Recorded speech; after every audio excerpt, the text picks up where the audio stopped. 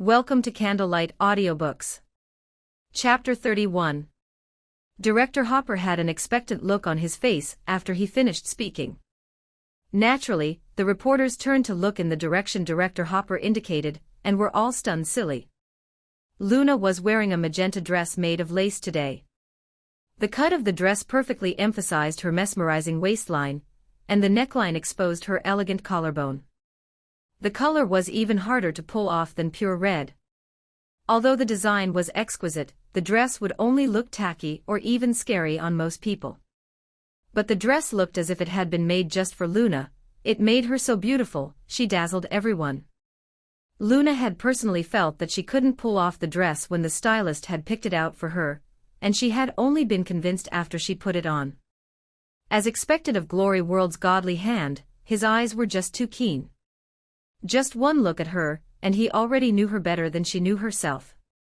Although it was Luna's first time at this type of event, she was, after all, an actress. She had taken on various roles and personas, which naturally included celebrities, so walking the red carpet was not difficult at all. Each step, each smile, and her every action was just right. She found the best camera angles and gave the perfect expression. The reporters froze for a far longer time than Director Hopper had before they came back to their senses. This was the actress for Ella, Luna. A no-name rookie with no experience worth mentioning. Isn't she too beautiful? There were no words that could describe her, she was simply stunning.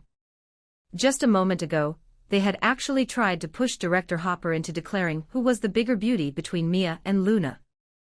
No wonder Director Hopper's expression hadn't seemed right. They now realized how ridiculous their question was. Before an unparalleled beauty like Luna, even an attractive celebrity like Mia was practically just another face in the crowd. Luna posed for the cameras in the middle of the red carpet, before turning around to pick up a pen from the tray to sign her name on the wall. Her turning around caused another wave of gasps and the sound of camera shutters. The dress was designed to be backless.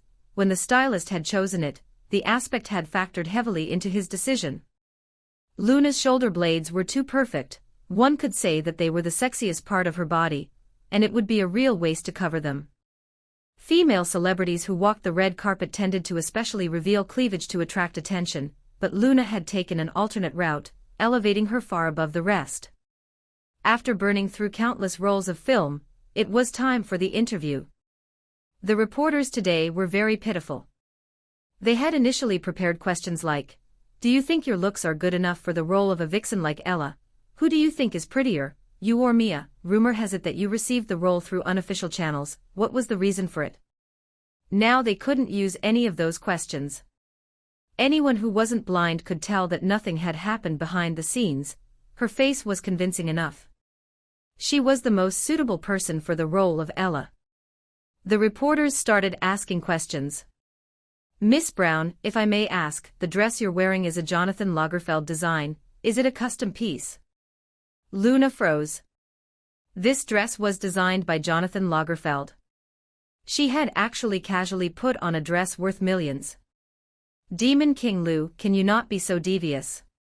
But what was even more terrifying was still to come, when the same reporter then asked, "Miss Brown, was this outfit styled by Arthur? You can even see that. You really have sharp eyes." Chapter 32. That's not right, I must be seeing it wrong. Luckily, without waiting for Luna to respond, the reporter took back his question. It was probably because he remembered that Luna was an artiste under Starlight, so how could the personal stylist to Arthur from Glory World Entertainment possibly style her? Luna let out a sigh of relief. Afraid they would continue asking similar questions, she opened her mouth first to say, "Today is the opening ceremony for the world, everyone should ask questions related to the drama." "That, Miss Brown, if I may ask, is this your first drama?" someone from the crowd asked. "Of course not, I already started acting when I was in university, but I didn't have many scenes, so no one recognizes me," Luna answered honestly, not at all minding that her resume was rather lacking. Any reporter could dig out her past if they tried, so why not respond humbly? "What kind of roles has Miss Brown played in the past?" It was a very normal question, but a bit awkward for Luna. However, since it had already been asked, she couldn't not reply. Some of the roles I've done. Luna began listing all the roles she'd played since returning to the country from overseas. When she had been studying overseas for the past 4 years, she had spent nearly all her free time acting. She had had a few roles in quite a number of well-known dramas and films. Considering that countries abroad usually dislike using Chinese actors, for her to have such a resume was really not easy. The reason she avoided bringing up her overseas acting experiences was because of her relationship history from that time. Although it had been nothing immoral and had just been normal dating, the identities of her ex-boyfriends stood out too much. Right now, what she needed most was a role that she could publicly lay claim to. If her debut was shrouded by gossip about her previous relationships, the public focus on her personal life might give her a moment's popularity, but would stunt the potential growth of her career. Luna tried hard to recall all the roles she had done since her return to the country, but the reporters were speechless at the list. These roles were rather, a mistress, fox spirit, demoness, country bumpkin, brain-dead eldest miss, even an evil old woman. For such a beauty, why did she have this kind of preferences? Why did she like these sorts of roles? In the end, someone finally asked, "Why are all your roles of villains?" Luna obviously couldn't point her finger at Sophia in an event like this, so she replied blandly, "I never really noticed. Acting is what I love doing most, and every character, every role has its own charm, whether they're small roles or big ones." The reporters asked several more decent questions, and even without the guidance of a manager, Luna answered all of them perfectly. David nodded his head as he watched. This girl is not bad. With such quality and intelligence, why has she only come this far after being in this industry for a year? Old James Weather, what do you think? The producer, James, said heavily, either the upper echelons of Starlight Entertainment are blind or... Trailing off, he gave director David knowing look.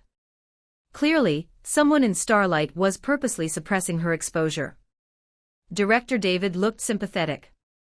What a pity for such a promising seedling. If it's gold, it'll shine eventually. If not, doesn't she have you? James laughed.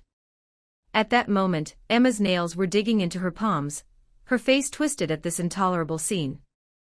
When she'd had Sophia deliberately notify Luna of the ceremony just an hour before it would start, she'd never imagined that not only was she not late, and did not make a fool out of herself, she had even arrived looking flawless enough to stun everyone. Damn it, the outfit Luna was wearing was worth several millions. Where did she get that much money? Clothes could be rented, but then who had styled her? I actually underestimated that country bumpkin. Chapter 33. Emma, Luna is your junior. What are your thoughts towards her acting as Ella? A reporter asked Emma. Emma immediately switched back to an easygoing and elegant expression as she replied, "My junior sister has a lot of talent. I believe she won't disappoint everyone." When asked about Luna, Emma was all praises and compliments. Anyone who didn't know would assume she was only promoting her junior, but Luna knew very well what a schemer Emma was. She wasn't really helping her, but setting her up for a fall instead. The opening ceremony hadn't begun yet, but Emma was already complimenting her to high heaven. With such high expectations for her, even the smallest mistake would cause severe disappointment. Unfortunately for Emma, Luna wasn't going to allow her nasty plan to work. After training hard these past 5 years when it came to acting, she had confidence that she could sincerely convince everyone. Want to trip me? Just you wait and see. After the interview segment was over, Luna let out a breath of relief, only to be confronted by Sophia. Luna, where did you get this outfit? Don't think the company will cover the costs. You're only a second female lead, how can you steal the spotlight like this? Don't you know the rules? Sophia berated her as soon as she saw her. Luna played with a loose strand of her raven black hair as she casually said, I didn't want to either, but who told Sophia to make me late for the event? You. Because there were a lot of people around them, Sophia could only forcibly hold her tongue. You better behave at dinner later. Don't spout nonsense that will embarrass the company. Emma can't hold her liquor, so remember to drink on her behalf. Do you hear me? Luna couldn't help but laugh. You want me to drink for her? Miss Chong, are you dreaming? You should be glad already that I don't pour wine over her. Sophia was on Emma's side, so even if she grovelled and begged, Luna wouldn't fall for it. Luna could become more resolute in her refusals and Sophia wouldn't dare overstep in retaliation. Sophia was enraged. Luna, you're really too much, it's just a minor second female lead role, and you've already completely forgotten your place. Luna lacked the patience to deal with her, and turned around to leave. Sophia watched Luna as she left, even though it was just a silhouette, she was still mesmerizing. She suddenly felt anxious. Even before, she already had a sense of foreboding, and she was scared they couldn't rein Luna in any longer. This woman was born to be an actress. Once her star started to rise, there was no way Emma would be able to compete with her. Since things had come to this point, she could only continue to suppress her as much as possible and deny her any chance to grow. After the opening ceremony was the evening dinner. All the cast members were gathered in the banquet hall, eating and drinking, and getting to know one another. The atmosphere was very relaxed and lively. Noticing Luna's arrival, the screenwriter, Mike, was the first to stand up and pull her over to sit beside her. One could tell how pleased she was with her. Speaking of coincidences, our two cast beauties come from the same company with the same last name. The assistant director Zhang Rui expressed enthusiastically. Luna smiled coldly. Haha, really a coincidence. The same company under the same manager, however, their situations were completely different. One was the star of Starlight, while the other was clawing her way up from the very bottom. As they were speaking, the producer and director suddenly stood up and headed towards the door. The reason was because their biggest sponsor, the chairman of the board of directors of Brown International, Robert Brown, had arrived. Chapter 34. I never thought Chairman Brown would take time out of his busy schedule to come to our opening ceremony. It really is such an honor. Director Hopper exclaimed. Come, Chairman Brown, sit over here. Producer James offered his seat so that Robert could sit next to his daughter. Robert's expression was filled with fatherly love when he looked at Emma. You're too polite, Director Hopper. My daughter is under your care. Chairman Brown, the apple doesn't fall far from the tree, and your daughter is already so outstanding, she doesn't need my care at all. This child is usually so busy, I rarely see her. If it wasn't for my trip here today, this father would never see her at all. While Robert might sound annoyed, the expression on his face was indulgent. Ha ha ha, Emma is so hardworking, you should be happy. But Emma, you're also in the wrong, no matter how busy you are, you should still go home to visit. Director Hopper scolded. Yes, Director, I'm wrong. Dad, don't be mad. Tomorrow night, I'll come home for dinner. Emma cajoled as she hugged Robert's arm, acting like an obedient daughter. See, even I need the director to say some words on my behalf for her to find time to visit. Dad, there's so many people here, give me some face. Yes, you're a big star now, I can't say anything anymore.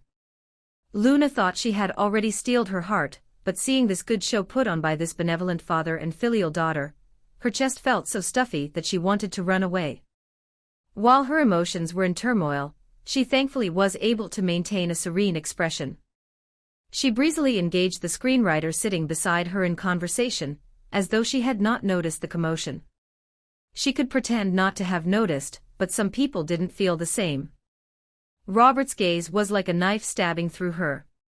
Her appearance at the opening ceremony was an embarrassment to him. In the end, Luna escaped the room by excusing herself to the restroom. She walked to an open window at the end of a hallway for some fresh air. She grabbed some cigarettes and a lighter from her bag, but contemplated for a while before putting them back. She was trying to quit smoking. Today was the first time in a while she felt the urge to smoke. The night breeze blew on her face and made her feel a bit better. At that moment, there were footsteps behind her. Luna's back stiffened, but when she turned around, her expression was impenetrable, like a mask. Chairman Brown came looking for me. Robert looked at her with a severe expression, extremely unhappy with the way she was dressed. Luna looked down with a small smile. "Ah, Chairman Brown, back in the other room, you kept staring at me. Aren't you afraid others will misunderstand that gaze?" After all, to outsiders, he was a sponsor and she was a beautiful, small-bit celebrity. It was very easy to develop false impressions about their relationship. "You bastard, what do you think you're saying?" Robert was immediately enraged. Luna furrowed her brow. "Obviously, I'm speaking in a human language. Does Chairman Brown not understand human language?" "You." Robert lifted his hand. Before it could fall, a delicate hand grabbed and held it in place. There was no way she would let Robert hit her again. He had no right. Robert was almost angered to death and snatched his hand away. "You better quit this role right now. You would just be an embarrassment to me if you continue like this in public." Luna's expression went cold. "I got this role honorably, how is that an embarrassment? You always have to copy whatever Shuelua wants to do. Look at you, you can't possibly compete with her. Rushing into the entertainment industry, are you just waiting for someone to find out about that incident to shame my Brown family?" Robert glared at her, his eyes filled with extreme disdain. Chapter 35. To this day, there were still people who would joke about how Robert's daughter had drunk the lemon water meant for washing hands, and how she had worn counterfeit clothes to a banquet. If people were to find out about the incident from back then, would he still have any pride left? At Robert's words, Luna went pale. That night, that stranger, that dead baby. This was her weakness. That year, the Brown family had hushed up everything for fear of the shame, and Emma kept quiet for fear of being exposed herself, but that was still Luna's darkest nightmare. "I'm giving you face letting you leave on your own terms, but if you refuse to, then don't blame me for not acknowledging our father-daughter relationship." "Oh, so there's actually still a father-daughter relationship between us." "Dad, Luna, what's going on?" Emma's astonished voice came from behind them. Noticing Emma, Robert immediately switched to a loving expression. "Nothing for you to worry about. When you go back later, ask your company if they can find a better second female lead." The meaning behind his words being that Luna should be replaced. Emma was pleased but put on a nervous face. "Dad, why?" "The role of second female lead has already been given to Luna. It's good enough if she can do small roles and cameos, but how can she possibly play such an important role? I didn't invest 30 million yuan into this drama for her to fool around." "But Dad, Luna put in a lot of effort to get the role." "Emma, don't defend her anymore. I've told you before not to help her, but you never listen. You still actually complimented her in front of the reporters. Does she even deserve all that praise? But Luna is still your—" "Be quiet, such things must never ever be mentioned. I've already said it before, you are my only daughter." "Dad, don't be mad. I won't say anything else, all right. I still have business to attend to, so I'm leaving first. When you have time, help me persuade her to stop being stubborn." Robert gave Luna one last cold look that told her to behave herself before turning around to leave. After Robert left, Emma's sweet and obedient expression changed, as she said innocently, "Luna, don't say this time that I wanted to make things hard for you. Originally, I was going to give you a chance. What a pity." "Ha." Luna couldn't help but laugh, but it was a sorrowful sound. Who could possibly have guessed that in the end, the person to destroy all her efforts and throw her back into the dust would be her own father? She had worked hard for so long, devoted herself to preparing for the role, but for what? Just like that, everything was gone. When the opening ceremony ended, it was a little past 11. Looks like it's true that it's easy to get drunk when you're upset. Luna felt that she hadn't drunk that much that night, but when she got up, she was unsteady and her head throbbed painfully. So of course it was right at this moment that she saw the one person who would make her feel even worse. Liam. Beside her, the cast and crew, especially the ladies, were loudly expressing their surprise when they saw the person approaching. Ah! It's young Master Liam. He's so handsome. He's actually 100 times better looking in person than what rumors say. He must be here to pick Emma up. I'm so jealous. She has a great acting career, comes from such a good family, and her boyfriend is so handsome. As expected of the winner at life. These types of people were already winners since they were born. We don't even have the right to be envious. Luna used the wall as support, her gaze frozen on the men walking towards Emma. The Sue family had done well in recent years. Liam's status was like a boat on a high tidal wave, while Luna was a faded shadow of his past.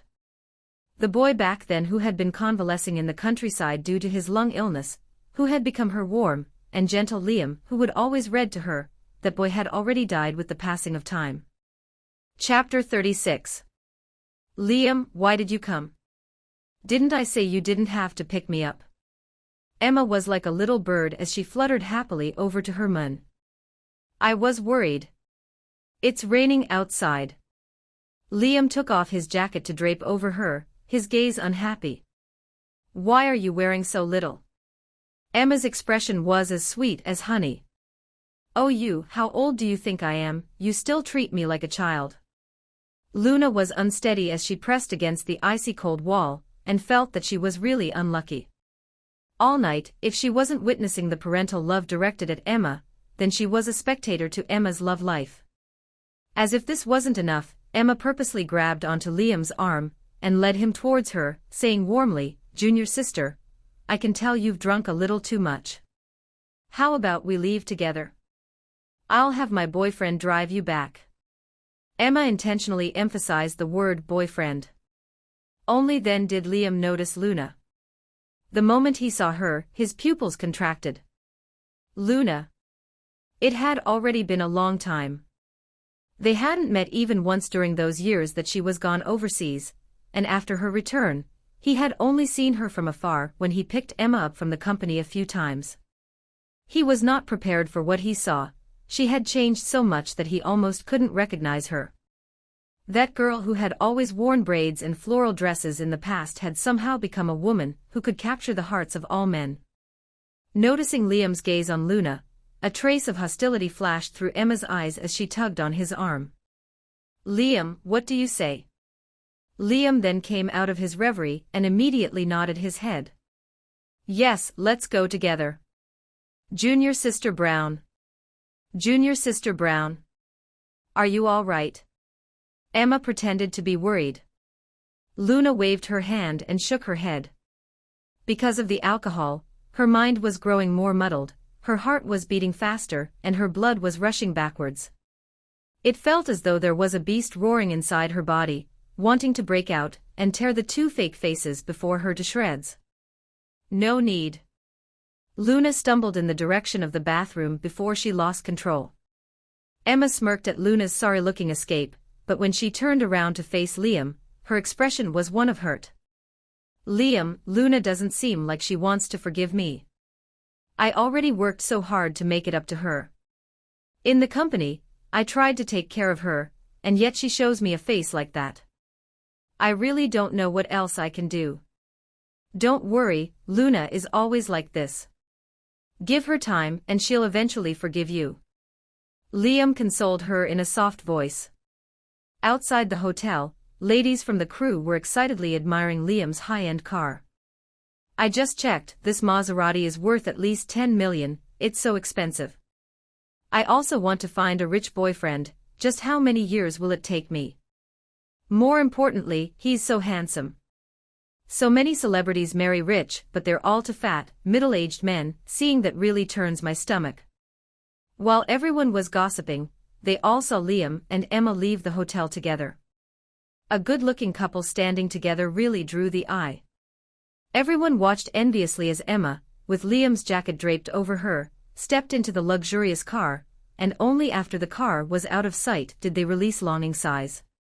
But not long after the car had left, there was a sudden piercing sound as a silver-white silhouette appeared and drew closer. It was a sports car speeding over, stopping right at the entrance of the hotel. More importantly, this car was too dazzling. Such a handsome, low chassis, a smooth body and cool scissor doors, it was a work of art. Even more importantly, the price. Fuck me, that's the Bugatti Veyron Supersport, the world's most expensive sports car. It costs approximately over $1 million, mother, which god of fortune is this? Chapter 37. In the car, Little Treasure was staring at the cell phone with a heavy expression. Theo released his safety belt. I'll go in to look, wait here for me. Little Treasure immediately tugged on his father's sleeve, indicating he wanted to go as well. Theo glanced at his son. If by chance she is drunk, do I carry you or do I carry her? Little Treasure puffed up his cheeks, expressing his disagreement. He didn't need anyone to carry him.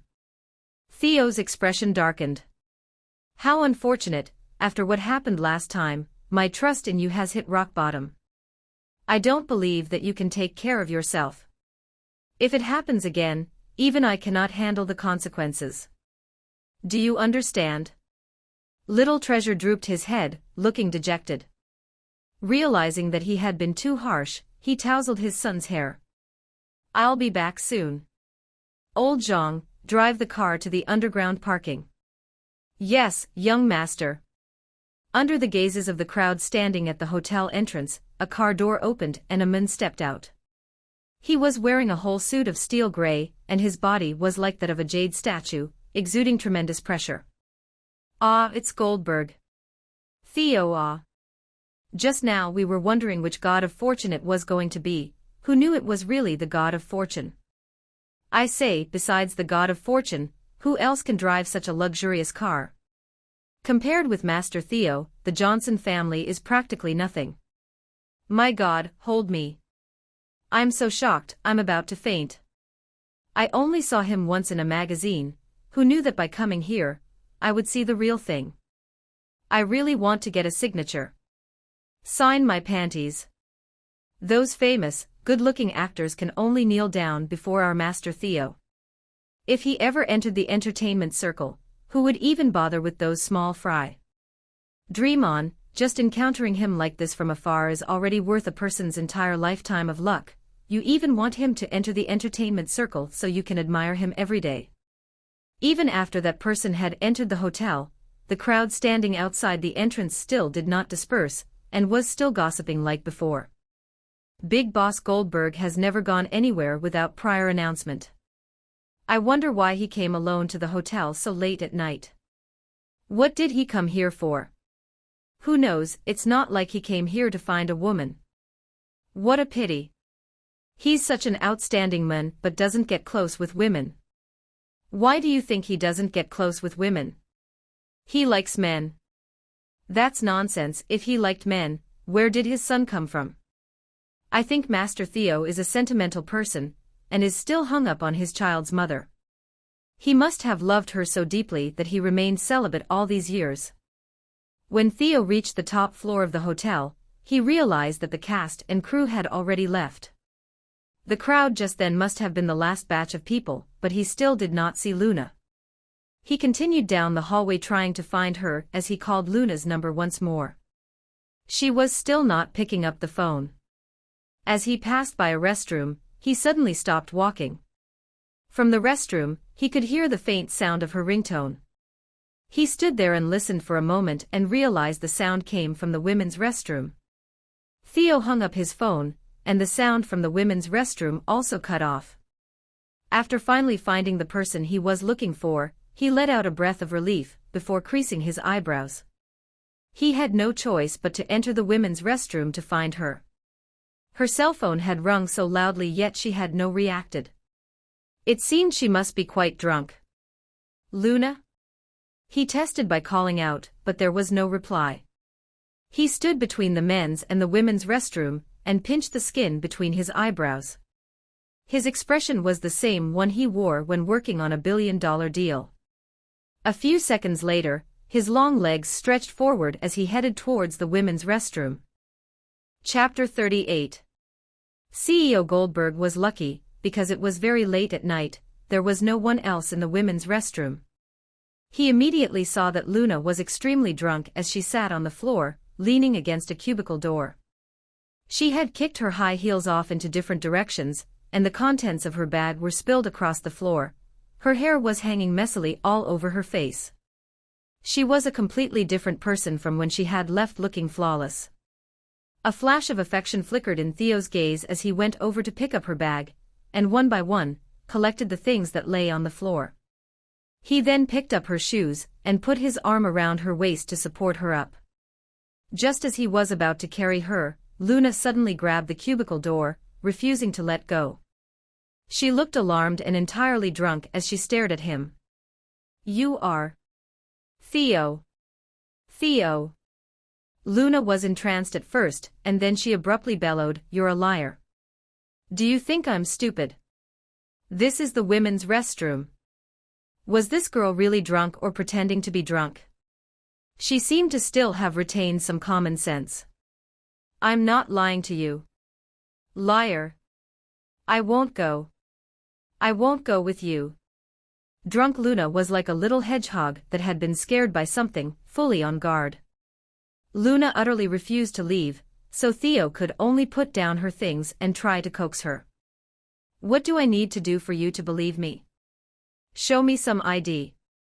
Luna looked like a cop inspecting a drunk driver. Theo's lips curved into a smile, and like a good civilian, he took out his leather wallet to retrieve his ID and give it to her. Luna held the small card shakily, her eyes practically touching the words as she read, "Theo Goldberg, you are Theo." Theo nodded his head. "Now can we leave?" "I'm not leaving. I won't go with you. You're the big demon king, won't go, won't go, won't go." Luna became even more agitated. Big demon king. Theo's face turned black. So that was how she thought of him. He thought that he had treated her quite warmly. The two of them were at a stalemate when suddenly, there was the sound of footsteps outside. "Luna. Luna, are you inside there?" Theo froze. If someone were to see him inside the women's restroom, he would never be able to show his face in the capital again. The footsteps drew closer and closer, to the point they would soon be able to see the other person's clothes. Theo cursed under his breath, then quickly grabbed Luna's bag and shoes and pulled her past the door she was clinging to. The person outside the restroom was the crew member, Liana. Luna was a rookie and didn't know anyone in the film crew, only Liana noticed that she had gone to the restroom, and had never come back, so she came looking for her. Shocked after being suddenly hustled into the cubicle, Luna tried to struggle out of Theo's embrace. Liana obviously noticed the ruckus inside. "Luna, is that you?" Hearing the person draw closer, Theo's face was as black as the bottom of a pot. Just at that moment, Luna bit the hand he had over her mouth. It hurt so much that his eyebrows creased together. Theo's expression showed that he was on the verge of collapse. Had he ever been in a more difficult situation? After taking a deep breath, Theo spoke in a rough, hoarse voice, "Don't rush. I'll give it to you now." Liana was about to knock on the door when she suddenly heard a man's voice. She froze for a moment before understanding the situation, then her face went red as she quickly hurried out. Who would have guessed she would run into a couple doing business there? This was a hotel, so why didn't they get a room if they wanted to do it? It was really impossible to understand some people's preferences. Apart from that, the women's restroom was empty. This Luna, just where did she run off to? Liana never imagined that the female, doing business in the restroom cubicle was the Luna she was trying to find. Hearing the footsteps retreat, Theo breathed out in relief. He was sitting on the toilet, and he loosened his tie as the little woman throwing a tantrum sat on his knee. He said coldly, "Stop being so noisy. Or else the act will become real." The man's tone was so terrifying that it stunned Luna, and she started hiccuping, her small face revealing an expression of being wronged. After scaring her, Theo helplessly started patting her back as he tried to console her. "Sorry, I shouldn't have scared you. But the person in his arms became even sadder, and tears began to fall from her eyes. He felt helpless. Why was this girl even harder to take care of than little treasure? Chapter 39. Screw him. Who do they think they are? All of a sudden, Luna threw a violent punch. If Theo hadn't reacted fast enough, based on the strength of that punch, he would have ended up with a broken jaw. Girls shouldn't say vulgar things. Theo frowned. Although she was also very cute when she was swearing. Luna was incredibly drunk, but she still had some awareness left. She felt that the person hugging her meant her no harm, and was incredibly gentle, so she slowly let her guard down. She remained in his lap and no longer struggled in his embrace, only continuing to speak in her drunken stupor. This old woman doesn't think it's worth doing, otherwise based on this old woman's face. I can find an even bigger, the biggest and thickest thigh to hug. You all think you can suppress me, then I'll go out and find. I'll go now. Hearing this, Theo raised his eyebrows, then roughly took hold of her hands and placed them between his thighs. The one with the thickest thighs in the capital is right here. Do you still want to go and look for one?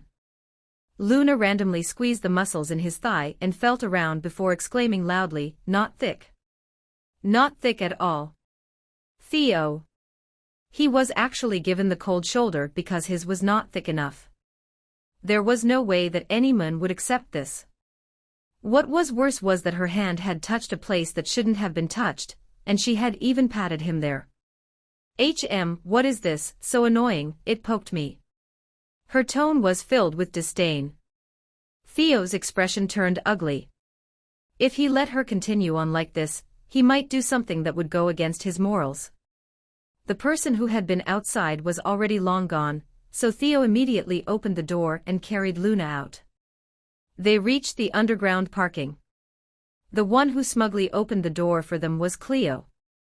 "Why is it you?" Theo frowned. "I went over to your place to find you, but both you and Little Treasure weren't there, so I came over to look for you too." "Brother, you really don't know the bro code. When did you even buy this car? It's even cooler than the one you gave me. I feel like I don't know anything." Cleo looked like he had been wronged. Theo ignored him and carried Luna into the back seat.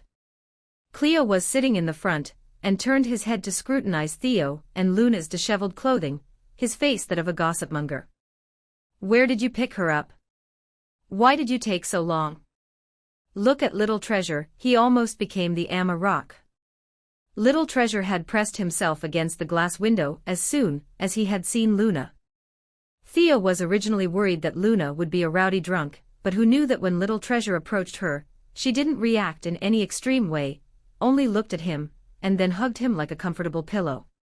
Theo was not the type to feed gossip, and he slowly took off his tie and jacket. "What happened today?" At the mention of what he was best at, investigation, Cleo immediately lit up. "According to my sources, everything went well.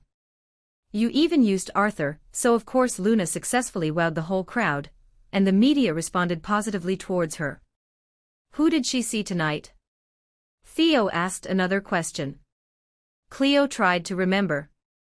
Besides the cast and crew, there was Robert Brown, and there was. Cleo glanced at his brother's expression, and gulped before continuing. "Liam Johnson. My guess is that she got drunk like this because she saw her ex-boyfriend, who is now with her arch-nemesis, Emma Brown, so she probably didn't feel good." Although Cleo had deliberately taken care to speak carefully, Theo's face still darkened in a flash. He was really terrifying. Chapter 40. It's really hard not to put the blame on him. When Luna was overseas, all the people she was with were only flings. After she was done with them, she threw them away. She's really so cool, but this Liam should be the only man she'd ever truly loved. It would have been better if he hadn't said anything. After his explanation, Theo's expression was even more unsightly. Cleo felt a bit speechless. "You two haven't even started dating. What gives you the right to look like you want to massacre all her exes? Brother, even if you plan to wait for her to fall for you, you should bring her over to Glory World first. It's inconvenient that she's still with our competitor Starlight. From what I know, she's miserable working over there with Emma, Cleo grumbled. Theo glanced at the quiet girl hugging little treasure. It's not the right time yet. After the trouble of bringing this person back to his place, another problem came up after they got out of the car. When Luna saw the silver-white sports car, she stopped with a bright glitter in her eyes, then threw herself on it as if she would rather die than leave the car, her expression like that of a teenage girl who had found her dream man. Oh! Little White. My darling. Theo's expression went through several transformations as many emotions flickered over his face. He had suffered so much, going into the women's restroom to pick her up, and she hadn't even treated him nicely. She even called him a big demon king, and now she was hugging his car and calling it darling. Ha ha ha, brother, you can't possibly be jealous of a car. Who told you to drive this car out? When Luna was overseas, she was practically on the level of professional race car drivers, and she especially loves sports cars. Obviously, she'd be powerless against the allure of the world's top sports car. Cleo said on the side, delighting in his brother's misfortune. And then he realized that there was someone who was even more jealous than Theo. And that was Little Treasure. Watching his nickname, Darling, used on a car, the little guy was about to cry. As for the one responsible for all of this, Luna was still running her hands all over the car with a besotted expression. Darling, you're so handsome, really too dreamy. I really want to marry you. Theo's knuckles cracked, itching for some violence. When he proposed to her, she treated him like she had encountered a beast, and now she was actually proposing to a car. Theo rolled up his sleeves. Old Park, bring me a hammer. Cleo immediately stopped laughing. Don't. Brother, calm down. This car is worth nearly $1 billion. If you don't want it, then give it to me, I'll take it away and I promise you won't ever see it again. After he spoke, Cleo's world spun as delicate-looking Luna threw him over her shoulder. Who dares touch my little white? Luna's face was filled with killing intent, as if she would go so far as to slaughter gods. Cleo held his hip. Good warrior, please spare me, I was wrong. This girl seemed to be a veteran practitioner of judo. He felt like he had lost half of his life after that one flip. Luna then climbed into the driver's seat, hugging the steering wheel tightly. Little White, don't be afraid. Eldest young master, this. Old Park, who had been chased away from the car, was bewildered. Theo could not help but feel a headache coming on as he waved his hand, signaling for him to leave. He then looked at his son. Little Treasure, it's late, go to sleep first. Little Treasure, who was in a daze from losing Luna's favor, shook his head like a rattle. Theo didn't get angry, only replied blandly, you should know, girls don't like it when the people they care most about see them in their worst state. The people they care most about. Little Treasure thought about it deeply for a few seconds before obediently turning around to leave. Cleo widened his eyes. Brother, aren't you going overboard? You would even lie to a small child. Is there anything else? Of course there is something else. I want you to feel the blazing warmth of this incredibly huge light bulb. He could feel the piercing frost coming from his brother. Fine, I'll leave. Cleo walked forward before glancing back. A man, a woman, and a car. Don't tell me something might happen. It was time for the record-breaking 63x optical zoom range camera that he had bought to shine.